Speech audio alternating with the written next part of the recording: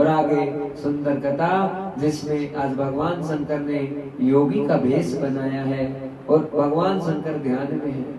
उसी समय इंद्र गुरु बृहस्पति के साथ में आए तो भगवान शंकर से मिलने थे, पर योगी रूप में कुछ शिव ही बैठे थे, पर इंद्र पहचान नहीं पाए।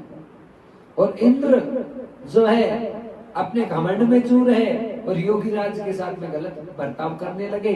तो भगवान शंकर को क्रोध आया।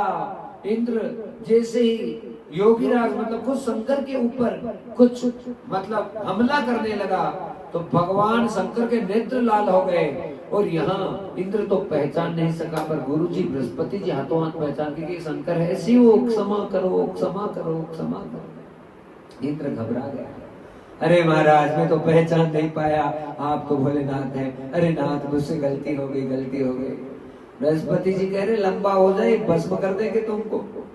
घबरा गया महाराज। अब भगवान शंकर कहने लगे बृहस्पति जी, हाँ आपने इस जीव की रक्षा की इसलिए आपका नाम जीव होगा। बृहस्पति जी का एक नाम जीव भी है, हाँ इसका जीवन बचा है इसलिए आपका नाम जीव होगा। और आपको खूब आशीर्वाद देता हूँ कि आप देवताओं की बढ़ती में हमेशा शामिल रहेंगे। पर अब मैं क्या करूं, मेरा क्रोध जो है मेरे नेत्रों के अंदर है, अब मैं उसे छोड़ूं तो कहां छोड़ूं, क्योंकि मैं तो इंद्र को भस्म करने वाला था। इंद्र के प्राण तो आपने बचा दिए याचना करके, पर अब मैं इस अग्नि को कहां छोड़ दूं। तो कहा महाराज समुद्र में छोड़ दो। और समुद्र के अंदर जैसे उस अग्नि को छोड़ा गया तो महाराज उस भगवान शंकर के तप और तेज का प्रभाव था कि एक बालक उत्पन्न हुआ और वो बालक जोर जोर से रोने लगा, वाह वाह वाह, रोए जा रहा है। पूरी धरती आक्रांत हो गई कि ये रो क्यों, कौन रहा है और क्यों रो रहा है, किसी के समझ में नहीं आया। ब्रह्मा जी आए उसी समुद्र के पास में, धरती लोक के ऊपर ब्रह्मा को आना पड़ा। आकर उस बालक की खोज की कि ये बालक कौन है, क्यों रो रहा है, और उस बालक को गोद में लिया।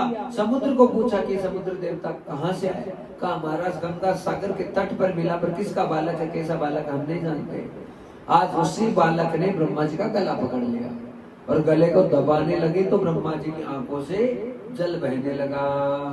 और जैसे जल बहने लगा ब्रह्मा जी समझ गए कि कोई साधारण बालक नहीं है, अरे अद्भुत शक्तियों को उससे प्रभावित ये बालक है, इसलिए इसका मेरी भी आंखों से इसने जल को प्रभावित कर दिया, इसलिए इसका नाम जलंधर होगा।